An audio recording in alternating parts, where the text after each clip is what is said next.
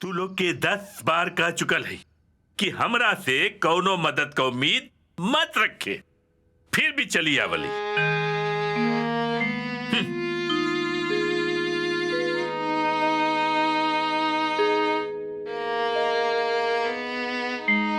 हे छठी मैया, तोरा रहते हमरा खातिर सब दरवाजा कैसे बंद हो सकेला? कौनो रास्ता दिखाई।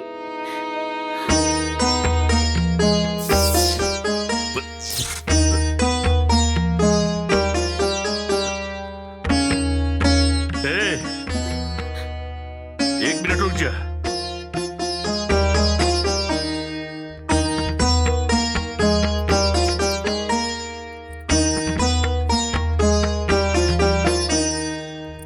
चाबी गांव के बहरे ना हमारे एगो घर खाली पड़ल है, वह जाकर रहा लोग।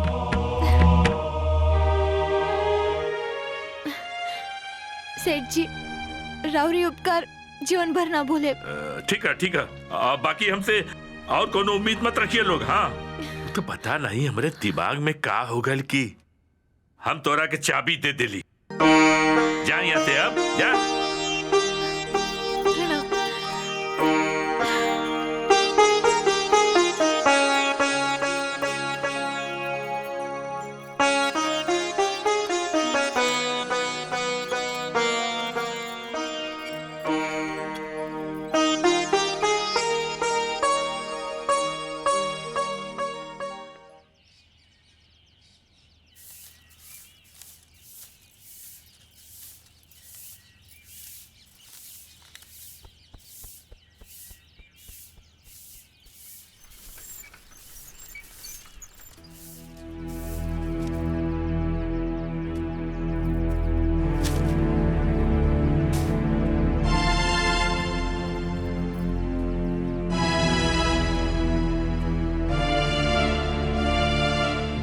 ये तुहार बहू भेजली है। अब कहले बाड़ी कि लक्ष्मी के हमरे घर में कोनो सामान ना होके के चाहिए। दिवाकर, तू कौने जन्म के बदला लेला हमरे बिटिया से? हमरे बिटिया की जिंदगी बर्बाद कर देला। भगवान करे कि तू बर्बाद हो जा। देवाकर जी के कहे दोष देता रो माई, जो अपन ही नसीब खराब बा। चिंता मत करो, छठी मैया सब ठीक कर दी है, हमके पूरा भरोसा बा। मैं हम कोनो छोट मोट नौकरी ढूंढ ले ताकि बाबूजी की दवाई के खर्चा और घर की खर्चा हम निकाल सके। तो चिंता मत करो।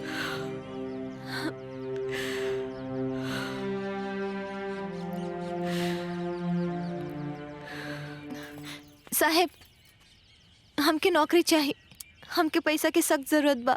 हम कोनो भी काम करे खातिर तैयार बानी, बस हमके नौकरी चाहिए। हमके नौकरी दे दी।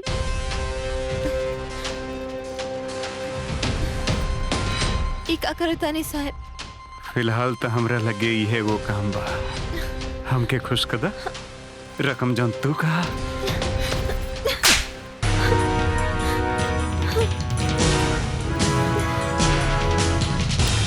कितना टाइम लगी यार? अरे ये सब काम में थोड़ा बहुत टाइम लगभग करेला। सेठ जी हमके नौकरी चाहिए, पैसा की सख्त जरूरत बा। हम झाड़ू पोछा बर्तन सब कुछ कर ले। तू तो अच्छा करे के लगत हो, पढ़ल लिखल हो। हाई स्कूल पास बानी सेठ जी। अरे वह लड़की है भैया जन कुंवारे पेट से रहे। चला चला बाद में यहाँ बन काम हम नहीं खे। मगर सेठ जी हमके कह दे एक बार, जा बन काम ना बा। गाड़ी में कुछ तो प्रॉब्लम बा, रह रह के बंद हो जाले। अच्छा, और हवा पानी सब ठीक बा ना? हाँ एकदम हवा पानी सब ठीक बा। चलो ठीक बा, शाम तक बनवा दिया। हाँ बतावा। पैसा की सख्त जरूरत बा, हमके नौकरी चाहिए। हम कुछ भी काम कर ले। ये काम कर ले बू? जी। अच्छा, 1 महीना का काम बा बिल्डिंग में। हाँ। तो 1 महीना कल ही है, तो हर जौन भी पगार हुई हम दे दे। ठीक बा, जा कर जा।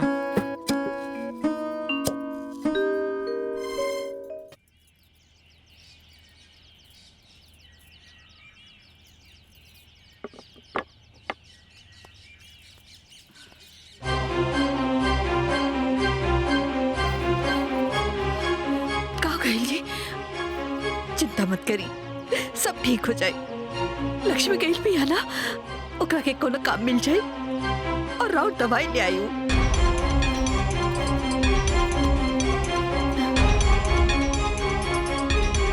बाबूजी,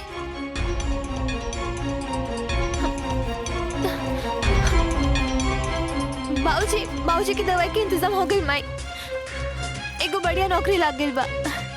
अब घर के खर्चे में कोनो दिक्कत ना आए। अब सब ठीक हो जाए। हाँ।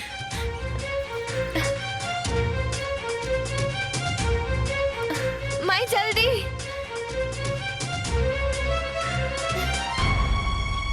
हाँ बाबूजी।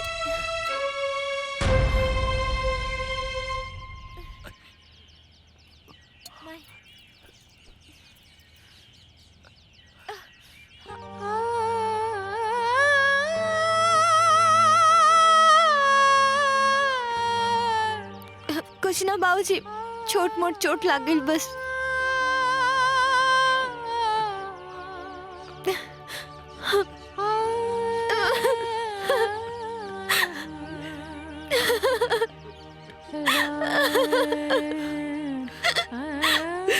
का छठी मैया, तोरे भक्ति के ये सिला हो, जोन हाथ मेहंदी से लाल होके के सपना देख ली हो, उहे हाथ ईट पाथर के चोट से लाल बा।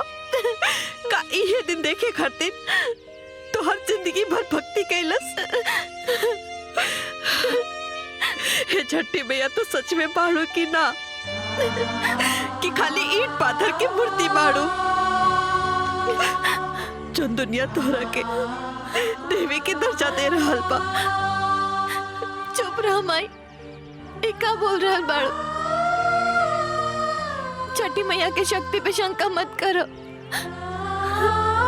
तो बस हमने की परीक्षा लेता रही, ये दिन जल्दी बीत जाए। हे छठी मैया, हमरा के माफ कर दा। हमर बिटिया के दुख हमरा से देखल नहीं गई। हमरा के माफ कर दा माई, माफ कर दा।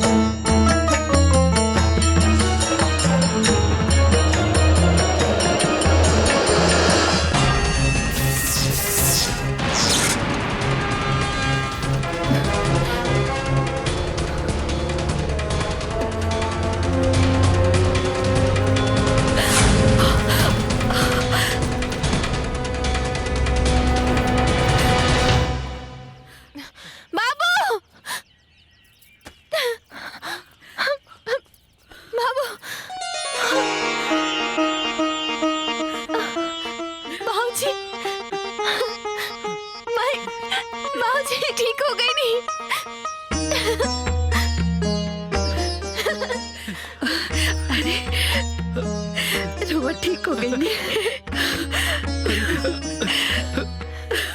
हम ठीक हो गए बनी, हम ठीक हो गई नी, हम ठीक हो गई नी।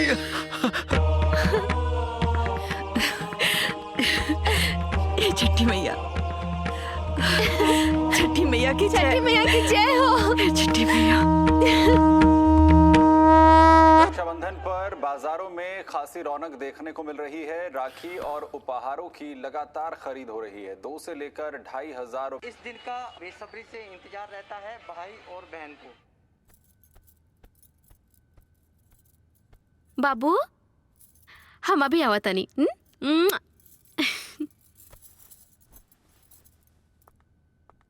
बच्चों के लिए कुछ खास राखियां हैं, आप जो तस्वीरों में देख पा रहे हैं, जो बहनें हैं, क्योंकि 3 दिन का अवकाश होने के चलते कुछ बहनें हैं अपने कह सकते हैं काहे ओकरा बारे में सोच के रउआ मूड खराब करत बानी। हमके अपन चचेरा भाई के राखी बांधे जाए के बा। रउआ हमारे साथे चली।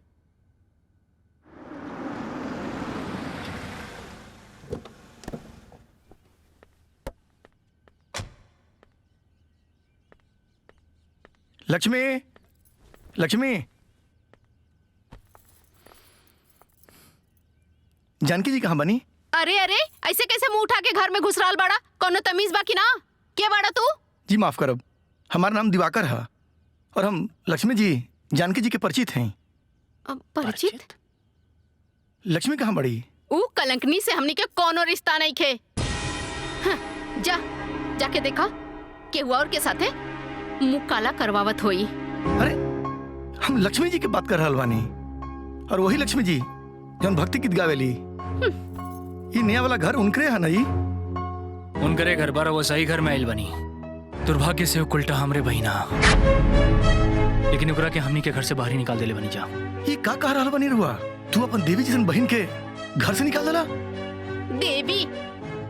अरु कोनो देवी में भी ना है जे बिन बिहाई माई बन सकेले। ओकरा के देवी ना उल्टा कहल जाला, उल्टा। पता न कोनो के पाप अपन कोख से जन्म देले बाड़ी। अरे वो हमार बच्चा है, हमार लक्ष्मी जोन बच्चा के अपना कोख से जन्म देले बाड़ी ना, वो हमार खून है, हमार पत्नी के। अरे तू लोग का कैला लोग? एक निर्दोष पर इतना बड़ा लांछन! हे भगवान! एक मिनट, मतलब तू का कहल चाहता रहा? हम लक्ष्मी के कोख किराए पे ले रही। किराए पे? और जो बच्चा के जन्म देले बड़ी ना, वो बच्चा उनकर ना, हमार बच्चा है, हमार खून।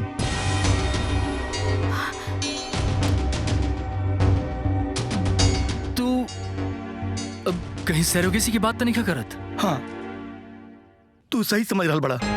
सरोगेसी, हम वही सरोगेसी की बात कर रहल बानी। लक्ष्मी हमार बच्चा के सरोगेट माई बाड़ी। ये तू का बात करता रहा? दीदी सरोगेट माई काहे बनले? लेकिन तुहर जान बचावे खातिर, काहे कि तहर ऑपरेशन खातिर 10 लाख रुपया की जरूरत रहे, और हम सरोगेसी के बदले उनका का 10 लाख रुपया देले रही। और आज जब तू जिंदा बड़ा ना, आज वही पैसा के देना। लेकिन दीदी आखिर हमरा से झूठ काहे बोली? ये काहे कहली कि हमारा ऑपरेशन एगो एनजीओ की मदद से भइल बा?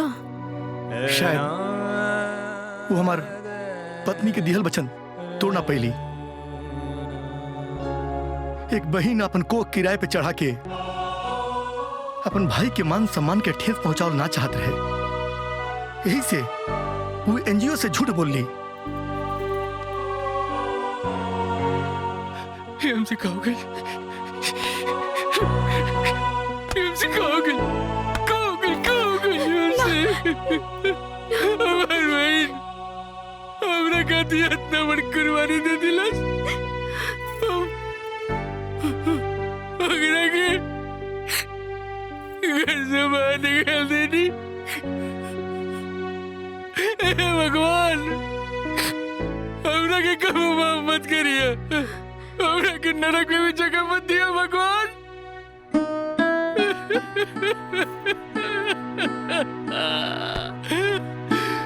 नरक में भी जगह मत दिया भगवान। आसमान में गलती हो गई बा।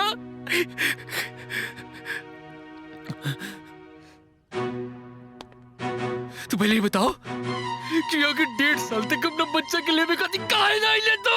अरे हम कैसे आई थी? हमारा एक्सीडेंट हो गई रहे, हम और हमार पत्नी कोमा में रह जा, और आज भी हमार पत्नी कोमा में भी आ। और जब हमरा होश आइल तो हमरा बच्चा के याद आई और हम बेतहासा दौड़ के आई नहीं। ना एकरा पे भरोसा मत करिया, ये हमनी के साथे धोखा कर रहा बड़े। ये हमरा संग धोखा नहीं के करत, तू हमरा संग धोखा के लिए बड़ू। कैसे की अगर तू हमरा से झूठ ना कहती, हमरा पे भरोसा करी तो हम अपना दीदी के बहुत नोट करती। लेकिन हमरा मालूम बा हमारी दीदी भी कहाँ हुई। हम अपने दीदी के पास जाइब ओकरा के ढूंढब, ओकरा कोर्ट में पड़ब। हमरा के जरूर माफ कर दी, हमरा के जरूर माफ कर दी दीदी। मुकेश हे भगवान, ये हमरा से इतना बड़ा अनर्थ कैसे हो गया। माफ कर दी हमके। अरे महाराज का चिंता कर रहा बाड़ा? अरे लक्ष्मी से बढ़िया गायक दई तो के। हाँ का ठीक है हम बाद में बात करब, बतिया ले बात में। अरे बेटा तू लक्ष्मी के बारे में का सुना था नहीं बाबूजी? एकदम सही सुन ले बाड़ा। लक्ष्मी ना गलत रास्ता चुन ले बिया। लक्ष्मी और कोनो गलत रास्ता ना बाबूजी, ये बात हम कोनो कीमत पे ना मान सके नहीं। ना मान सकेला तो जाके अपनी आँखी से देख ला ना। हमनी के जोन पुरनका घर हो वही में अपने दुधुआ बच्चा और अपने माँ बाप के साथ रह दिया। जाके कुछ देख ला। ए सुना यहाँ रवा, हमरा के एक बात बतावा, तू लक्ष्मी में काहे इतना इंटरेस्ट लेत बाड़ा? यही बते शहर से आयल बाड़ा का?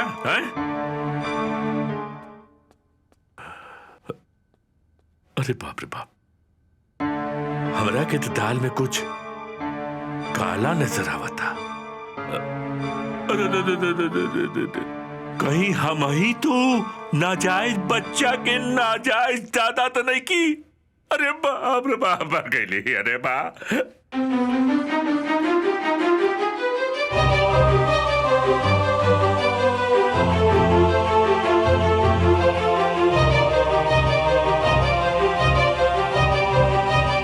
साल में आवे एक बार लेके भाई बहन के प्यार, अमर प्रेम के अमर दिन हो, जाने सब संसार। जहाँ रहे आ जइहा, राखी के दिन ना भूलइहा हो ये भैया, राखी के दिन ना भूलइहा हो।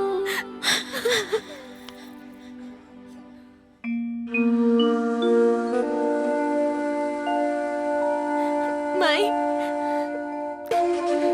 ये राखी के हकदार कलाई तो हमसे बहुत दूर चल गई। अब हम केकरा के बांधे भी राखी।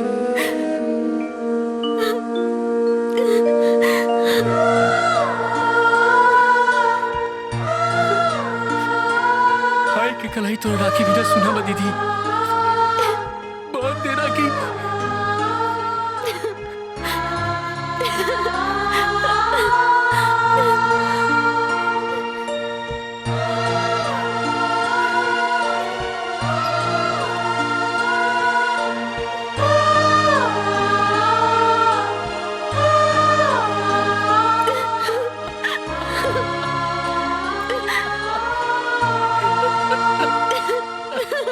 दीदी हमके माफ कर दे दीदी, हमके माफ कर दे दीदी, हमके माफ कर दे। हमसे माफ हो गई। तू हमारी जान बचावे खातिर हमारी जिंदगी दांव पे लगा देली।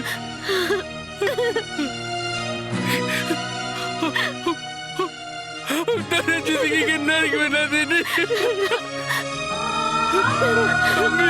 दुनिया वाला के भाषा बोल लगनी दीदी। भाई बहन के रिश्ता के बदनाम कर दीदी।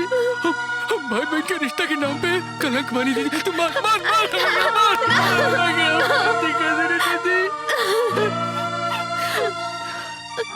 हम भाई बहन के रिश्ता करती कलंक मानी। अल्लाह की बात बड़ी गलती हो गई। मत बोलो। हमरा नींद भाई ना क्यों दुश्मन के भी न दे। ऐसे मत बोलो।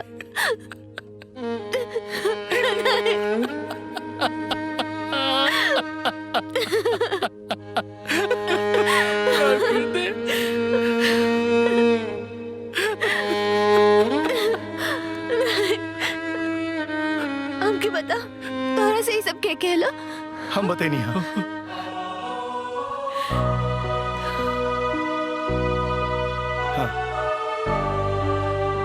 दिवाकर जी आप? हाँ लक्ष्मी, ये बहुत लंबी कहानी बा। हमारे एक्सीडेंट हो गई रहे। हम और हमार वाइफ काफी लंबा टाइम से कोमा में रही है। जब हमरा होश आइल तब फिर हम अपन बच्चा लेवे खातिर तार नया वाला मकान पर गए रहे। फिर मुकेश से सारी बात हमरा मालूम चलल और इनका साथ हम इजा चले नहीं। हमरा के हमार बच्चा दे दे लक्ष्मी। हम अपन बच्चा लेवे खातिर आइल बनी।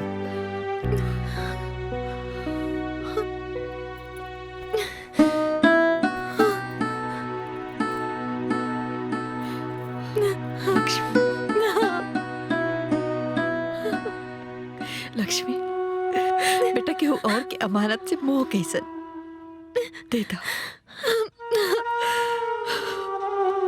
दे दो।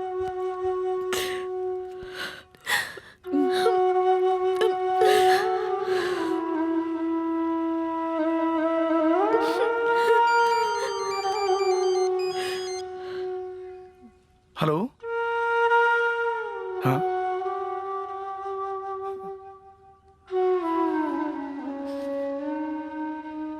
हॉस्पिटल से फोन आइल बा।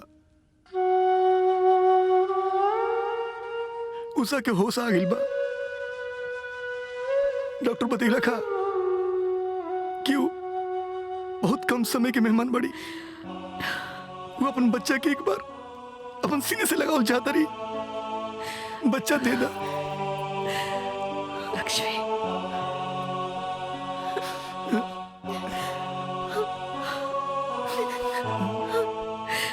हम एक बार उषा के देखे के चाहता नहीं।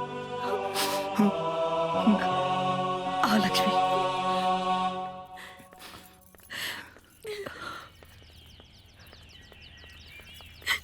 दीदी हमरा के माफ कर दी। हमरा से बहुत बड़ा गलती हो गई। जौना दीदी के हमके रात दिन आरती उतारे के चाही, हम ओकरा साथे इतना बड़ा पाप कर देले। हमर सुहाग बचावे खातिर रउआ इतना बड़ा त्याग कईनी और हम हाथ जोड़ा तनी दीदी। माफ कर दी, माफ कर दी, माफ कर दी। माई माई हमरा के माफ कर दी। माई हमसे बहुत बड़ा गलती हो गई। माई माफ कर दी, हमके माफ कर दी। बाबूजी बाबूजी माफ कर दी, माफ कर दी बाबूजी, माफ कर दी बाबूजी। जल्दी चलिए, लेट होता। हाँ, चलिए चलिए चलो।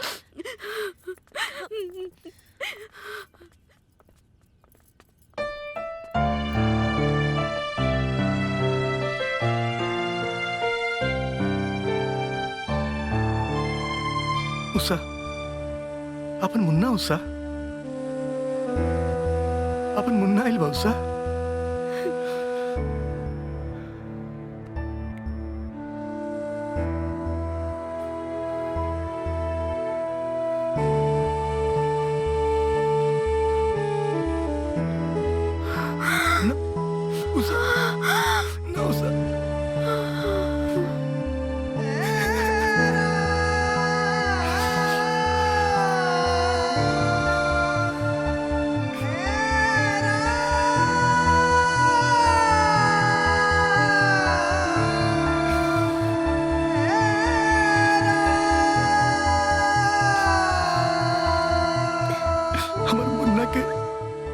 नसीब में ओकर माँ के नाम उषा ना लक्ष्मी बा।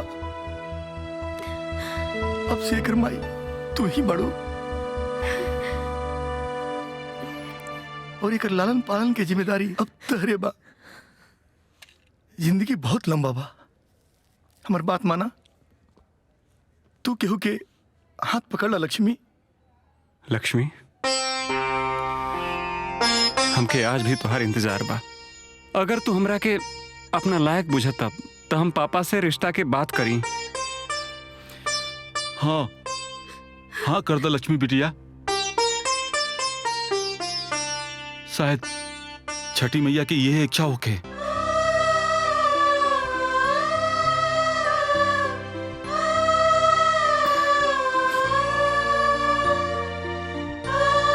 हाँ,